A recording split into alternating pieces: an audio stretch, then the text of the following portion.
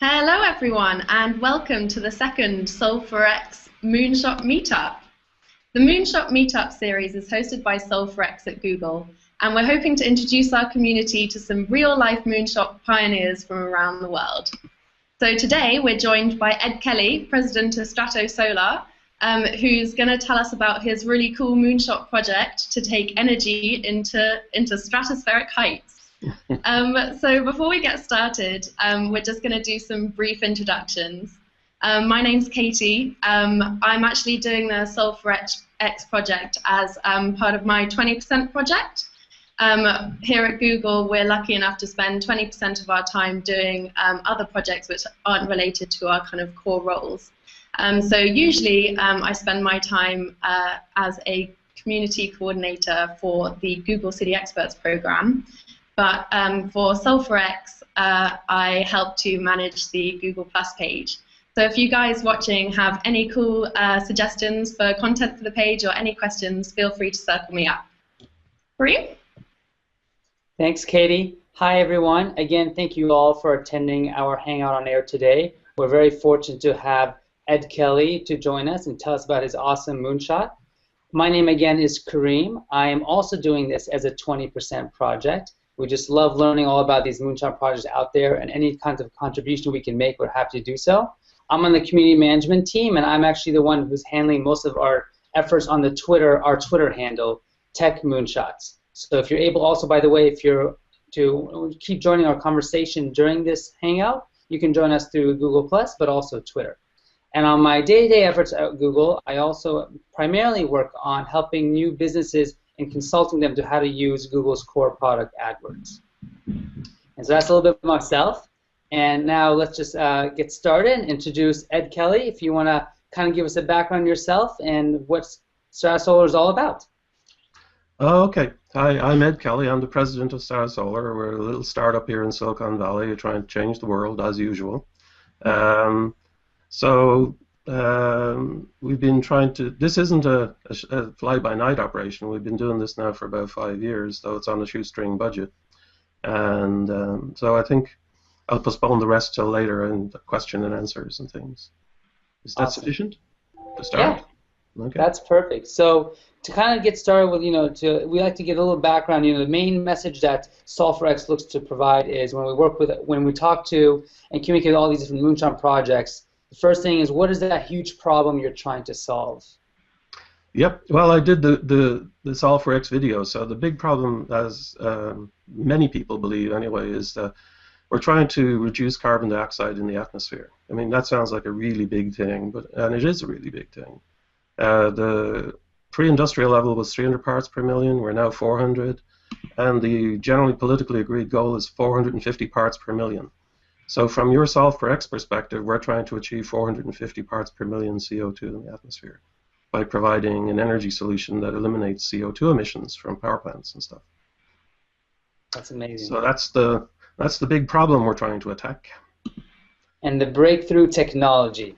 Well, interestingly, from our perspective, it's more of a breakthrough understanding. Okay, there's a set of technologies employed, but the understanding really is about the environment of the planet Earth. Basically, there's a combination of environmental facts that are very useful, which, if looked at correctly, provide the basis for a very useful solution. So, basically, if you go up in the atmosphere to about an altitude of 20 kilometers, you're in a place where there's a lot of sunshine. So we're looking for a solar energy solution. So a bit more sunshine is a very good thing. There's no weather. This is the really hard thing for people to grasp, which is that the planet has a very stable upper atmosphere. There's a very unstable lower atmosphere we call the troposphere. But the upper atmosphere, above a layer we call the tropopause, is extremely stable. And this is caused by an inversion layer that's permanently in place in the planet because of the ozone layer. When the sun's rays hit the atmosphere, at the ozone layer, they get absorbed. It warms the atmosphere, and that creates a hot layer of air over the cold layer. And this is permanent. This doesn't go away. So no matter how rough the weather is down here, the weather up there is always the same.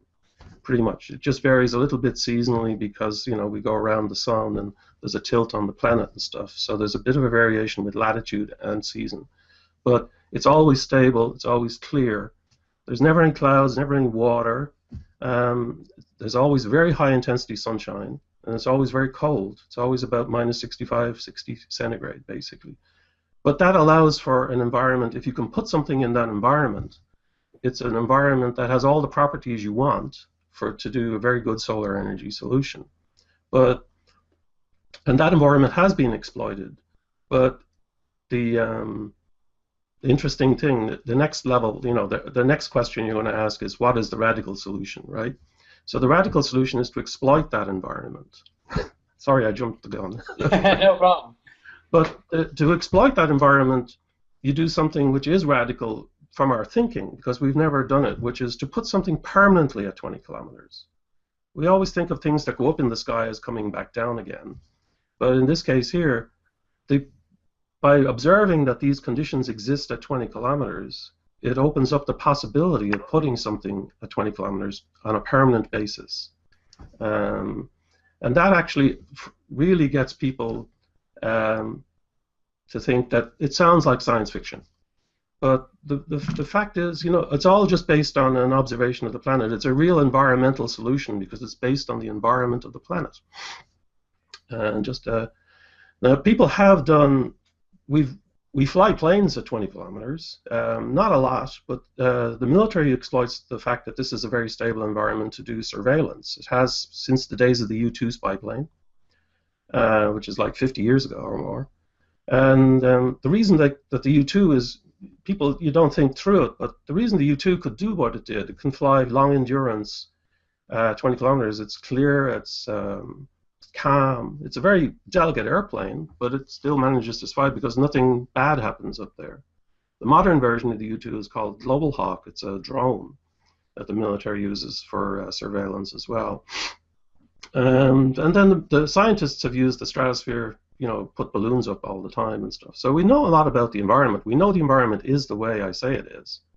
But then you have to to prove that we have a solution, we have to actually build it. So the radical solution is basically putting large buoyant platforms. I mean, the picture for the hangout shows the whole thing, really.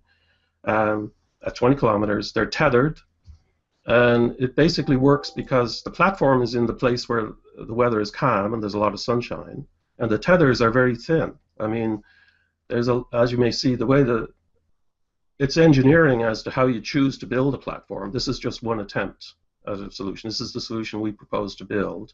There are probably many, many other ways of doing it. But the key issue is tethers are very thin. They're basically 2 to 3 inches in diameter, most of those tethers that you see on the picture.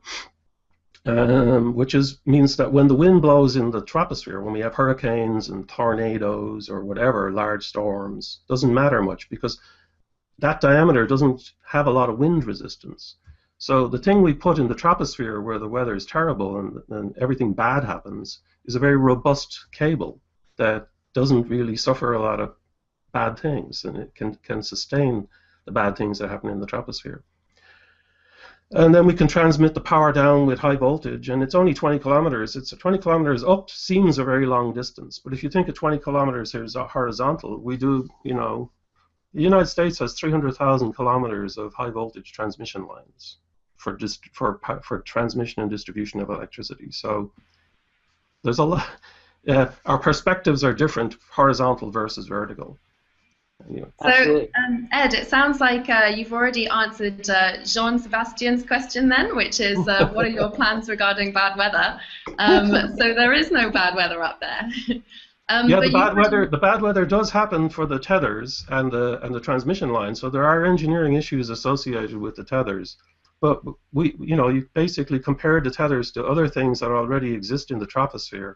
High voltage transmission lines, and tethers to even lower altitude aerostats, which there's a long experience with as well. These are just basically there's a lot of existence proof for all the pieces of this thing. It's being, it's just really, this is a novel combination. This is classic invention. Invention is basically combining a bunch of known things to make a new unknown thing. And that, if you ever write patents, you're stuck with that one. And actually, we have a bunch of patents, as you might expect. Yeah. Awesome. Okay, so kind of moving on to the next question, we can ask here from Armando Sori. Have you built a prototype for the StratoSolar system? And do you actually already addressed this. Do you have any patents for your designs? And which companies are you looking to contract for tethers, buoyancy gas, PV panels, etc.? Well, that's a long question. There's a lot of bits in there. Yeah. We haven't, as you can well understand, we haven't built a prototype of the real thing because it's pretty big. One of the side effects of being at 20 kilometers is the air is very thin.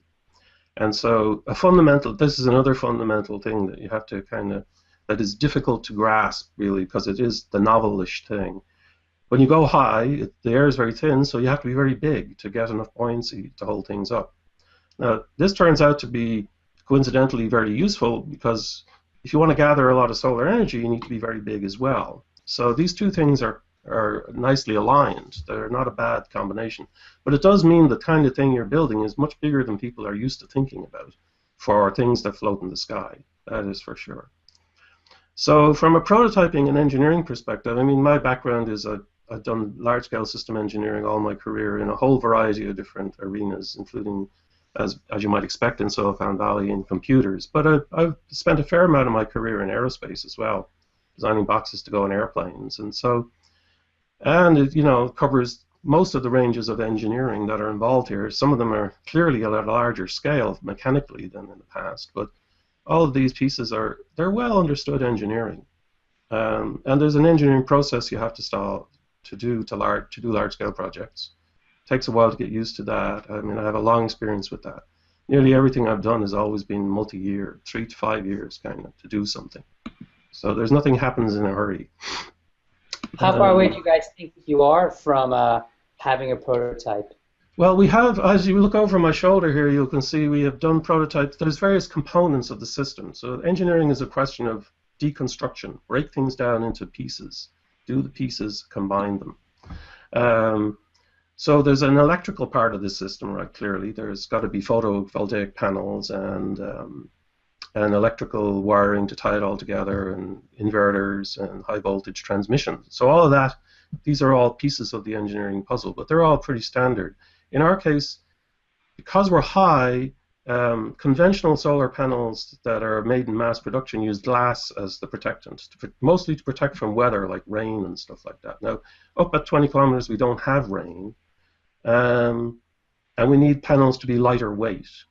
So typical panels at the ground are about 10 to 20 kilograms a square meter. We need about 2. So this panel behind me is a bit less than 2 kilograms a square meter.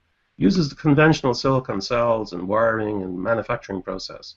And these kind of panels are actually made in reasonable volumes today for building integrated solar, where they also want lightweight and they want to be able to put it on various surfaces of buildings.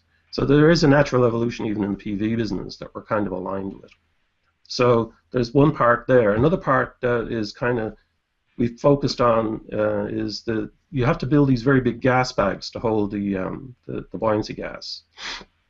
Initially we use helium, and ultimately in large volume production we'll have to use hydrogen because there just isn't enough helium on the planet. It's very expensive stuff. That introduces a whole layer of other engineering issues that people start to worry about, like fire and etc. But again, there's a body of engineering and practice there to handle that one as well. So we've done a fair bit of work on the engineering and the development, understanding of how to mass produce very large gas bags. So we've done engineering in all the pieces, but basically the step we need to follow up next is we need a reasonable amount of money to build enough of these pieces to put them together to make a prototype to demonstrate that you can actually suspend something there and it will work.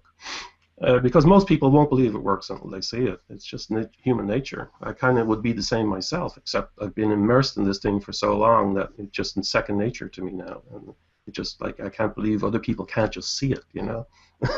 But Yeah, anyway. that's easily understood. Mm-hmm. So if we look at another question from the Q&A app, we've got a question about storage from Renaud Janssen, who said, how does the StratoSolar storage system work, and how does its capacity compare with the power production of the system? That's a great question, because it's really, like I said, it isn't just me. There's actually a team of people here, some very good and very experienced technologists are participants. We're kind of a loose conglomerate. And one of our brethren, late last year, Roger Arnold, who is really into various storage technologies. We've always known storage is going to be a key issue, but we always thought someone else would have to solve that problem. That wasn't our problem. But Roger realized that by being at 20 kilometers, we have the option of doing a very simple, very, very cheap storage solution. Because if you go back to your high school physics, which I'm not sure everybody took, but I did anyway. One of my favorites. You learn that gravitational potential energy is mass times gravity times height, right?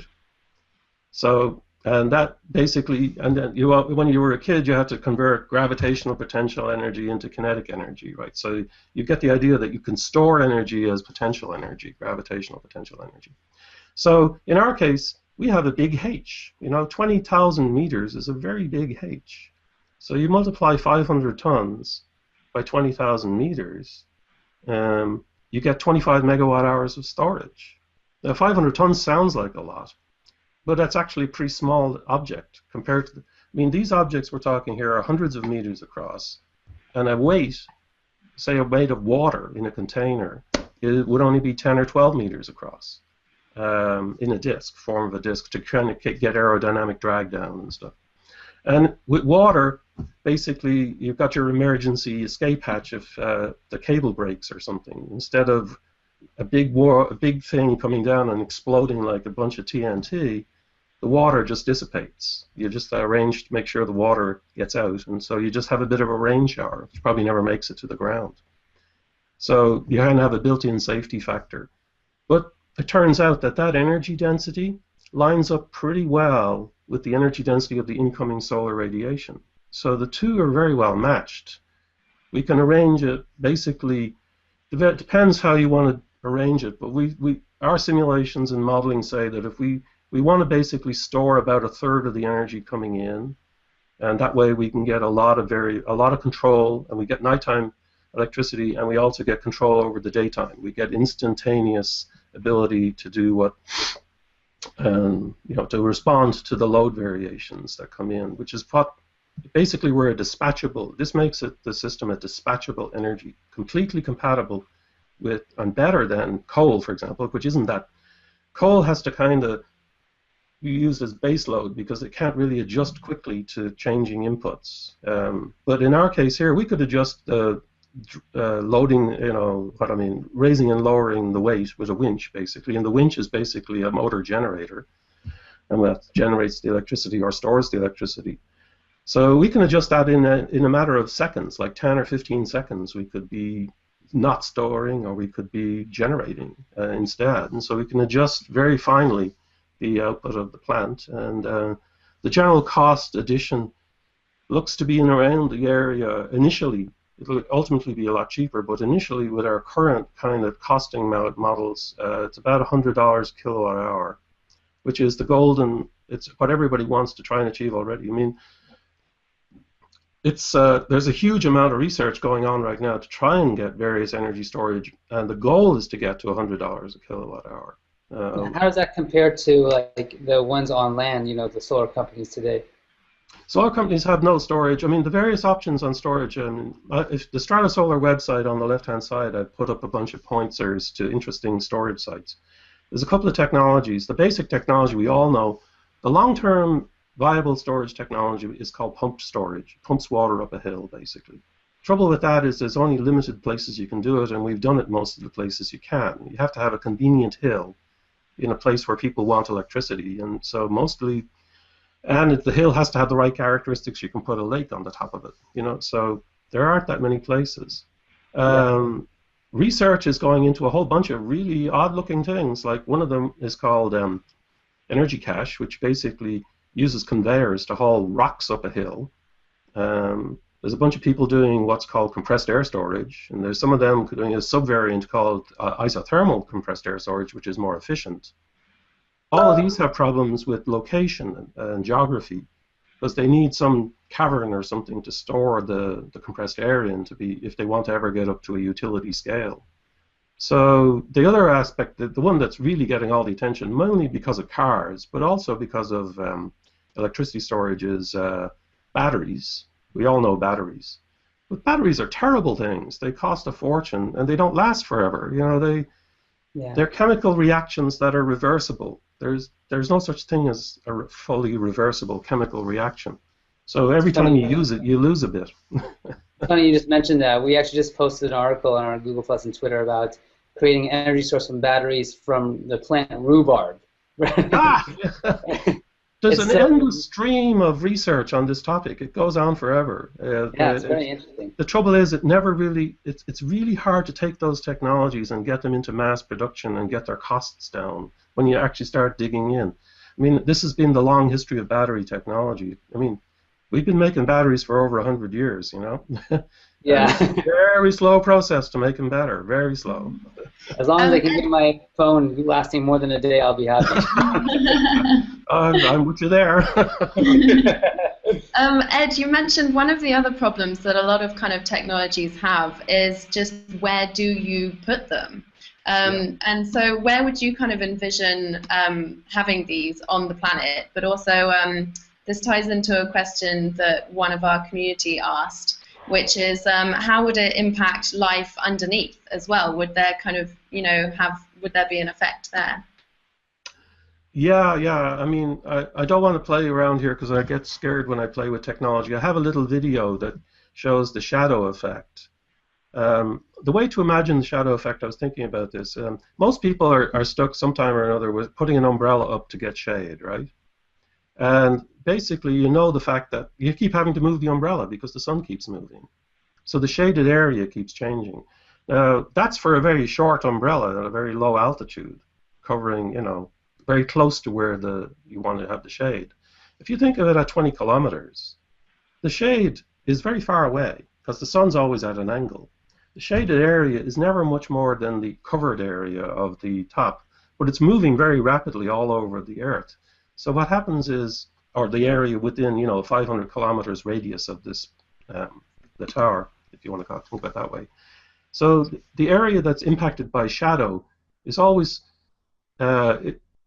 any one point will be impacted by shadow at some point during the year for some period of time, but it will be short. It will only be like a fleeting cloud. When you get close into the tower, at like the summer solstice, when the sun is the highest in the sky, you could get regions underneath, close into the tower area that would be in shade for maybe half an hour. And that would be it. So the impact overall is pretty much like having clouds in the sky that come and go, but small ones. That's the general effect on the ground. And the video on the website, if you go to the gallery section, there's a video there if someone wants to really see. This is a full accurate simulation of a shadow, precise. It's real time. It's for a latitude of at Calusa in California, I think it's latitude 39.12, and it's for June 21, and it's just pretty precise in terms of the geometry and the nature of the shadow. So a lot of what's actually, that gets me to a point. There's a lot of this that is precise simulation, real modeling, very accurate. Like we know it's pretty simple to do the real model accurate modeling for the light. And on the homepage of the website, there's a whole bunch of these graphs. Now, they're precise. They're not like, oh, here's a swag. They show the light that is available from satellite data on the ground, and then the same location, what the light is at 20 kilometers. So you can see the benefit of being up high for all these locations. So the negative effect of shadow is fairly straightforward. In terms of impact overall, where would you put them? You'd put them, basically just think about it in generically. You want power plants to be reasonably close to urban areas, but in this case, you don't want them to be on top of urban areas because no matter how well you engineer the thing, something's going to eventually fall down. So it will fall down pretty much straight down where underneath gravity is pretty powerful, so it will fall down pretty much wherever the cables are. And so our thinking is that basically within 100 to 200 kilometers, average distance from large urban areas is where you'd put them. You'd find, you'd put them over agricultural land or forest or anything like that. It could be in places like Japan or England, it would be close to coastal areas probably because it would minimize. You can tether them out over oceans pretty easily and at low cost. You don't have to build towers going down to the ground. You can basically, it's anchors. You could use like floating caissons and anchors to keep them offshore, and that mitigates the effect on land. The other thing you do, that a big issue, I'm sure there's a question there, and I'll jump the gun and say, people legitimately worry about airplanes and birds, other people who like to fly around in the air. The thing with airspace is that air in all urban, in the northern hemisphere, let's say, Europe, North America, China, Asia, airspace is, and the world in general, but really they're hugely regulated. There are large, what are called keep-out areas, restricted areas. Airplanes aren't allowed to go. Also, planes are flown under strict control, especially commercial aircraft over 18,000 feet. We've talked to the FAA. We're not like ignoring this issue, and the FAA talks to people about this stuff because there's actually a fair number of people wanting to do things in the atmosphere these days. So the FAA is quite busy. They're actually setting up a whole new unit to handle all this new stuff that's coming in. Like Google's, I'm sure Google's, the Loon project is causing them a little headache or two. And then there's various people trying to do, windmills in the sky affairs. Some people are trying to capture the wind power from the jet stream, or lower down in the atmosphere where the wind is slightly higher, So there's a lot going on in airspace. And then They're stuck with, also the biggest single issue they face right now is nothing to do with power. It's got to do with drones. Unmanned aircraft is a big issue for them. Oh, yeah, we're doing a lot about that right now. Even Amazon's getting into space. So we actually are wrapping up. Ed, by the way, I've overstayed my time. Can I just go on about the airspace thing? And then I'll stop. Keep going. The airspace is, when you reason these things out, it takes a long time to work through what's a reasonable. You have a bunch of technologies that can solve a problem, but what's the best way to deploy them? So the best way to deploy StratoSolar, as we see it, is to find, let's take the United States.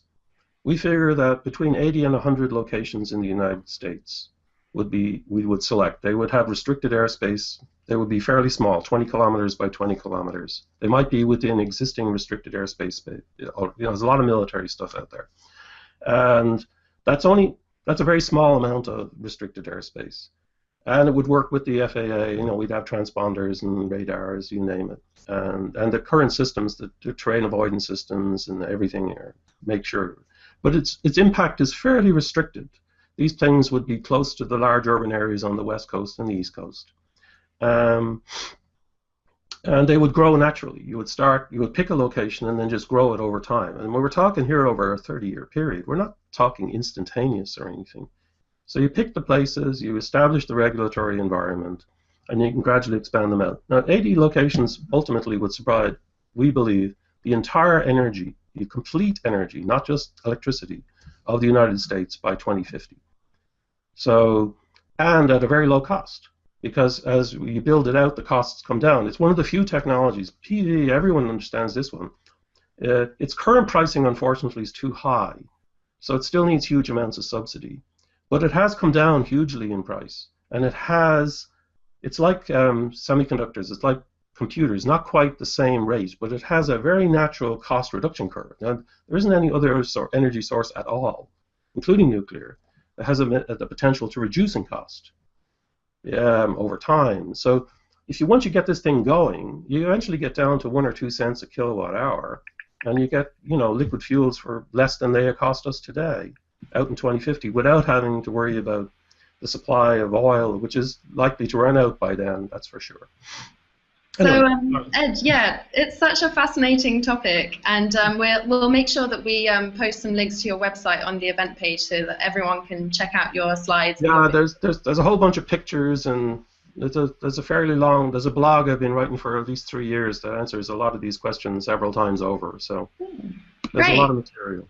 Well, so just to finish off, if you could speak to the masses about your vision, what would you ask them to help support your moonshot idea? Well, I think the biggest thing the biggest thing it needs is to get acceptance, that people don't think of it as science fiction, that somehow or another it doesn't have to be accepted as, yes, this will work.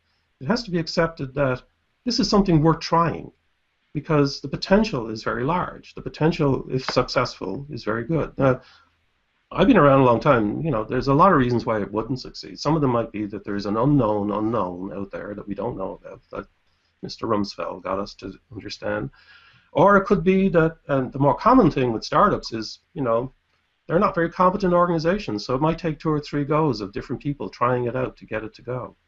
But the biggest thing I'd like people to start to think about is that it is a viable option, and if it were to succeed, it would be very useful. It would be very beneficial in all sorts of ways, not just reducing the CO2.